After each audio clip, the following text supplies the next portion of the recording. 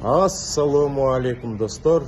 Barыңыздарга чоң салам. Бүгін Америкада 31 январь түнкү саат 11-ден 25 мүнөт өттү. Бүгін кечке Прага айдадык, чарчадык. Азыр уйкуга кетебиз. Ошонун астынан сиздерге бир чаканыраак бир 10-15 мүнөттүк видео тартып коеюн дегем.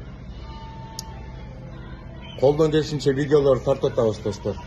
Маалымат бергенге аракет кылып атабыз. Өзүңүздөр билгендей, мен жакында бир Беларус Серега деген баланын видеосун коюп бердим.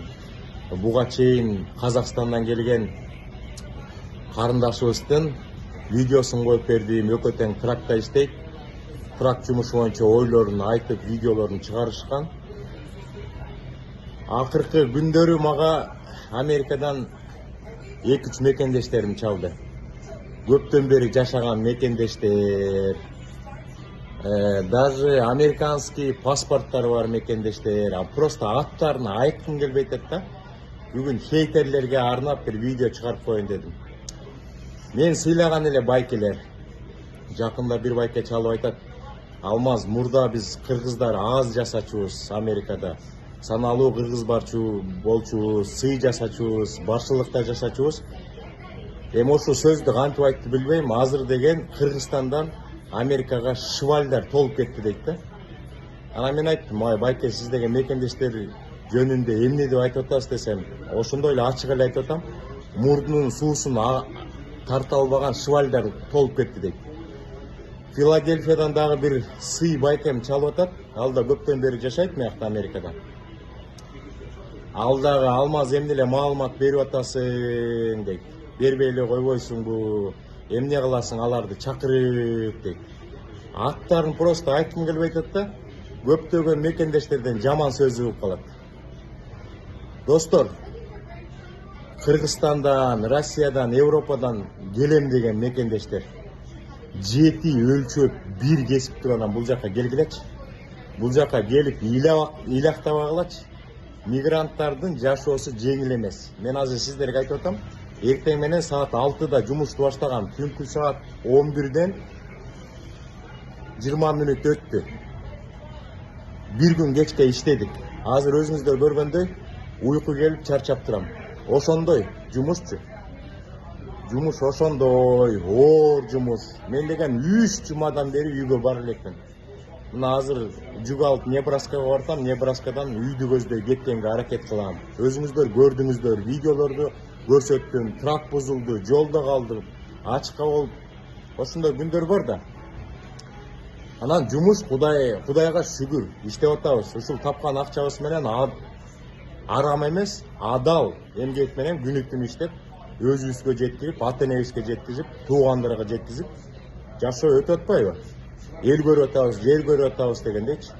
Ошон үчүн мигрант болуп Америкага келем деген мекендештер ойлонуп жакшы, туугандар менен, ата-эне менен кеңешип, анан баардык нерсени чечип, план коюп, анан запас акча топтоп, анан Америкага келип аракет кылгыла. Мен ар дайым айтам, бул жака же тил билбейсиңер, же жанагы официальный жол менен келбей, анан Мексикадан кирип алып, 1 ай, 2 ай болуп электе эле анан ыйлактайсыздар да. Жумуш жок экен, квартира жок экен деп. Тапкыла, издегиле. Мигранттын турмушу ошондой оор болот. Анан мага хейтерлер жазбай жүргүлөчү, чалбай жүргүлөчү. Могу менин каналым жакпаса көрбөй эле койгула.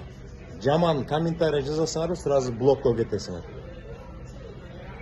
Блогерлерди күнөөлөбөгүлө. Блогерлер сиздерге маалымат берип, бардык нерселерди көрсөтүп жатабыз. Биз блогерлер Кыргызстанда, Россияда, Европада, дүйнөнүн ар кайсы жагында жашаган мекендештерди аркан менен, моюндан байлап алып, мыяка сүйрөп келген жокпуз да. Алар өзлөрү келип атат. Мекендештерге маалымат берип атабыз. Өзлөрү келип атат. Бизден тышкары YouTube'да миллиондогон блогерлер бар. Ошолордун видеолорун көрүп, маалымат алып келип атат. Достор, сөзүмдү кичине кыскартайын. Уйку аябай келип атат. Баары эс алып алып, эртең менен кайра 6-да турабыз. Ошон үчүн достор, Америкада көп жылдан бeri жашаган жакшынакай жигиттер бар. Алар да мага күн сайын чалып турушат. Жакшынакай баягы каалоо тилектерди бири-бирибизге айтып, келип жаткан мекендештерге жакшынакай каалоо тилек айтабыз. Анан арасынан чыгып калат ошондой хейтерлерчи. Ошон үчүн айтарыбыз, биз маалымат бере беребиз, Кудай буйрса мекендештерге. Көптөгөн мекендештер келет, Кудай буйрса. Грин картанын жыйынтыгы 7-майда чыгат. Анда да уткандар келет. Ошон үчүн бул жака өзүңүздөр жашап атасыздар дагы, анан келип аткан элдерди жактырбай, анан кайдагы сөздөрдү айтасыздар. Ошон үчүн биздин канал жакпаса, бизди көрбөй эле койгула. Бизге чалбай эле койгула.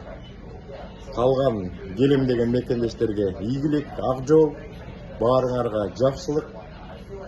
Бирок бир сураныч, Америкага келем деген мекендештер. Азыр ситуацияда кичине оор болуп атат. Ошон үчүн жеке өлчөп бир кесип, ойлонуп, анан келгиле. Ачык эле сөз, бул жака келип алып, анан 1 ай 2 айдан кийин анан кыйналып атам, анан кысталып атам. Анан блогерлер туура эмес маалымат бериптир, тиги бу деп ыйлактабагыла достор. Ийгилик.